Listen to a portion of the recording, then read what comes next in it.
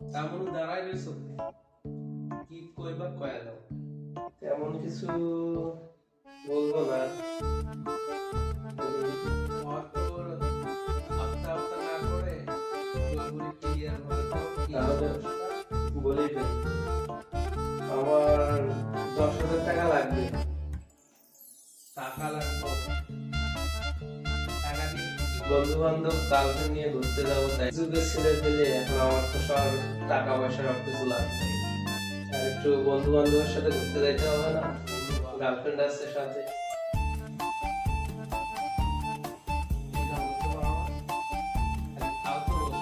Income করবো যখন income করবো টাকা তোমার মুখে ছুঁড়ে মারবো, সমস্যা নাই। ইনকামের কোটা দাও।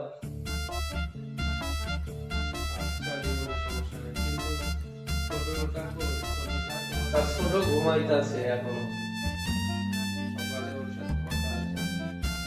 আচ্ছা বলুন সকালে যে সাথে লাগছে।